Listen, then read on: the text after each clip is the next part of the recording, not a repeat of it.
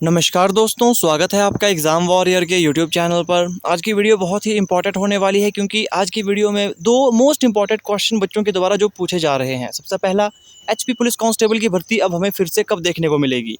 दूसरा सबसे most important question कि सर हम ओवर एज हो चुके हैं, अब हम एचपी पुलिस कांस्टेबल की भर्ती नहीं दे सकते, तो अब हमें किस प्रकार के एग्ज़ाम की तैयारी करनी चाहिए, ये सबसे ज़रूरी है। सेकंड क्वेश्चन आपने ज़रूर सुनना है। सबसे पहले आपको पहले क्वेश्चन का जवाब मैं दे देता हूँ कि एचपी पुलिस कांस्टेबल की भर्ती फिर से कब आपको देखने को मिलेगी। जब तक इस बैच की जो इस बार भर्ती हो रही है, जो सिलेक्टेड कैंडिडेट्स हैं जिनकी अब डॉक्यूमेंटेशन होगी, जब तक इस बैच की ट्रेनिंग नहीं हो जाती तब तक आपकी फिर से भर्ती आपको देखने को नहीं मिल सकती। आप ये मानकर चलें कि 2024 में ही आपको ये भर्ती अब देखने को मिलेगी। 2023 में बहुत कम चांस है, हो सकता है कि 2023 के अंत में आपको भर्ती देखने को मिले, लेकिन इसके चांस बहुत ही कम है। मतलब 2024 में ही अब फिर से भर्ती आपको देखने को मिलेगी। अभी से आप तैयारी रखें, आपको इसका फ़ायदा ज़रूर मिलेगा।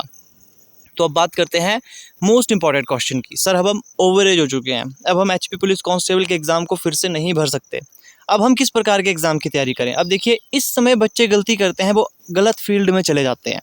सबसे पहले इसके लिए आपके पास नॉलेज होना चाहिए। एग्ज़ाम में भी अब अपने क्राइटेरिया होता है। अब आपको मैं एक एग्जाम्पल देता हूँ, ठीक है, आपने एग्जाम्पल ध्यान से सुनना है।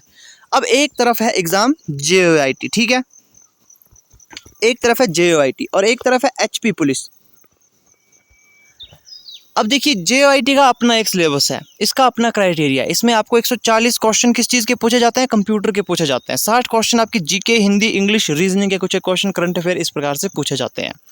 वहीं बात रही एचपी पुलिस कांस्टेबल की, तो 16-16 मार्क्स में यहाँ पर डिवाइडेड होते हैं। जैसे कि 16 मार्क्स की आप यहाँ पर हिंदी आएगी, इंग्लिश, फिर कुछ मार्क्स की यहाँ पर साइंस आती है, फिर रीजनिंग, इस प्रकार से अलग अलग यहाँ पर डिवीज़न हुआ है सिलेबस का, ठीक है।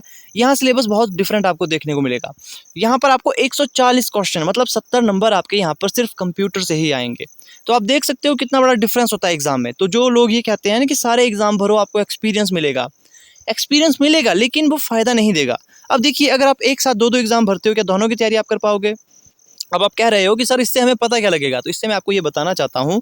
जैसे एचपी पुलिस कांस्टेबल में आप क्या पढ़ते हो, आप पढ़ते हो मैथ, आप पढ़ते हो रीजनिंग, आप पढ़ते हो हिंदी, है ना, आप पढ़ते हो यहाँ पर इंग्लिश, जीके सेक्शन आप पढ़ते हो, करंट अफेयर आप पढ़ते हो, साइंस आप पढ़ते हो। तो ऐसा आपने अब अपना एग्ज़ाम चुनना है जिसमें यही सिलेबस आता हो। फॉर एग्ज़ाम्पल पटवारी में यही सिलेबस आता है। अब अगर आप अपनी फील्ड से भटक जाते हो, मान लो अब कुछ बच्चे JOIT की तैयारी करेंगे, सब कुछ नया है उनके लिए जीके और हिंदी इंग्लिश को छोड़कर, और जीके और हिंदी इंग्लिश से उतने क्वेश्चन यहाँ पर नहीं आते। जो आपका एचपी जीके है और जो हिंदी और इंग्लिश ग्रामर, इससे उतने क्वेश्चन नहीं आते। यहाँ पर आपसे ज़्यादा क्वेश्चन पूछे जाएंगे कंप्यूटर के।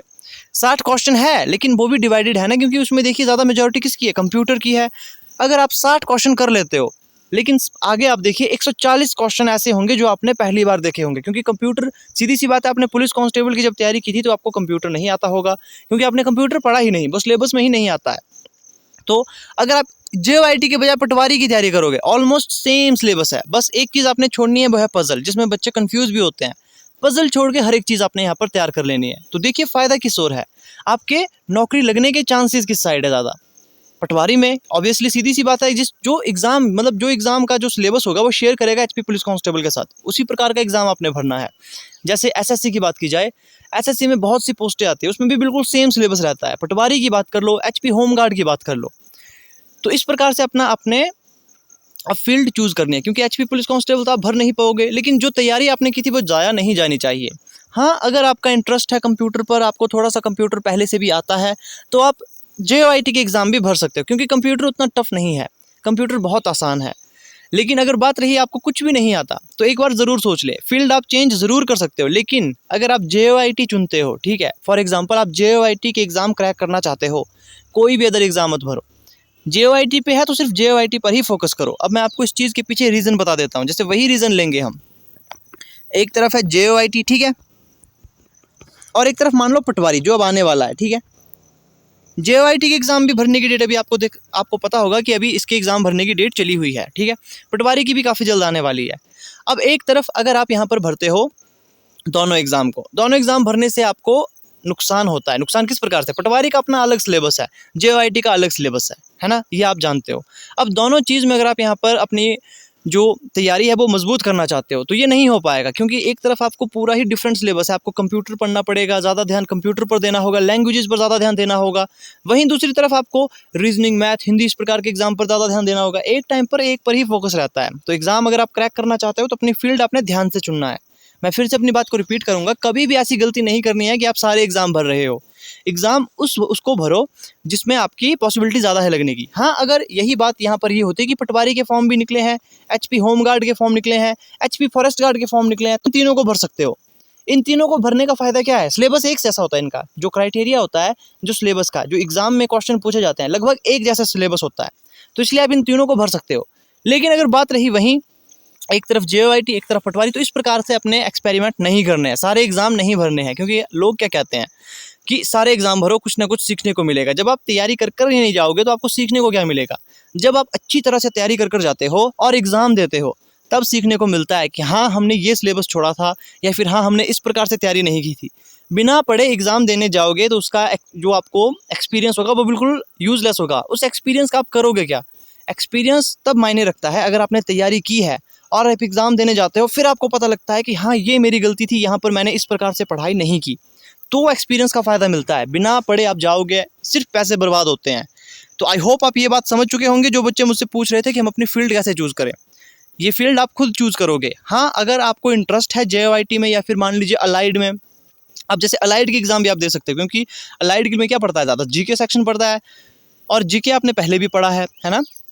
तो इस प्रकार से आप अपनी तैयारी यहाँ पर कर सकते हो, क्योंकि अलाइड में आपको अलग से कुछ नहीं पढ़ना पड़ेगा। अगर आप अलाइड में GK सेक्शन ज़्यादा ध्यान दोगे तो वो कहीं ना कहीं फ़ायदा देगा HP पुलिस कांस्टेबल में या पटवारी में, जो भी आपके एग्ज़ाम होंगे। वहीं JOIT नहीं भरना है। एक चीज़ आपने चुननी है, यहाँ पर अपने फील्ड आपने ध्यान से चुनना है। तो ये थी आज की वीडियो। आई होप आपको वीडियो अच्छी लगी होगी। मैं एक बार फिर से आपको बता देता हूँ कि अपने फील्ड कैसे चूज़ करनी है। फील्ड उसको चुनो जो आपके सिलेबस से मेल खाती हो, या फिर आप नई फील्ड भी चुन सकते हो। ऐसा मैं नहीं कहता है कि आपने चुनना ही नहीं है, आप नई फील्ड भी चुन सकते हो अगर आप पढ़ सकते हो कंप्यूटर को। कंप्यूटर आपको आसानी से समझ आता है, इंटरेस्ट है आपका, तो आप पढ़ सकते हो। वरना आप खुद ही मान लीजिए HP JOIT की तैयारी हज़ारों बच्चे कर रहे हैं, उसमें आप ऐसे बच्चे आओगे जिसको कंप्यूटर में इंटरेस्ट भी नहीं है और जिसके लिए वो पहला सिलेबस होगा, तो आपको एग्ज़ाम क्रैक करने में काफ़ी दिक्कतें आएगी। तो आई होप आप ये वीडियो में जो मैं कहना चाहता हूँ वो आप समझ चुके होंगे, फील्ड किस प्रकार से चुननी है आपने।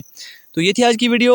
तो मिलते हैं आपसे नेक्स्ट वीडियो में, जैसे ही ऑफिशियल अपडेट आएगा। अब देखिए, कुछ बच्चे पुलिस कांस्टेबल के एग्जाम को लेकर भी बहुत नाराज़ हैं कि एग्जाम बहुत उटपटांग पड़ा था, गलत पड़ा था, ये वो।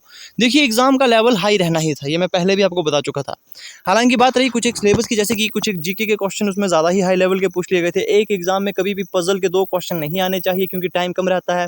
ये कुछ एक गलतियाँ थी। बाकी अगर आप एग्जाम के लेवल को कोस रहे हो कि ज़्यादा हाई लेवल का पड़ा था, तो आपको ये दिक्कत हर जगह आप देखने को मिलेगी। अब ऐसी कोई फील्ड ही नहीं रही जहाँ पर इजी लेवल के क्वेश्चन आएंगे, ये बात आप समझ सकते होंगे अब। ठीक है, तो आपने हमेशा अपनी तैयारी पर ज़्यादा ध्यान देना है। बाकी जो हुआ सो हुआ, मैं आपको बता चुका हूँ। जिनकी ओवरेज हो चुके हैं वो अब आगे क्या करेगा। ठीक है, तो जैसे ही कोई ऑफिशियली अपडेट आएगा पटवारी का, होमगार्ड का, या फिर किसी भी जॉब का, या फिर HP पुलिस कांस्टेबल की, जैसे ही नोटिफिकेशन आती है, ऑफिशियली आंसर की आएगी या रिजल्ट आएगा, मैं आपको बता दूंगा। तो अपने चैनल से जुड़े रहना है। आपने डिस्क्रिप्शन पर मैं टेलीग्राम ग्रुप का लिंक भी दे दूंगा, उसे भी आपने ज्वाइन ज़रूर कर लेना है। तो मिलते हैं आपसे नेक्स्ट वीडियो में।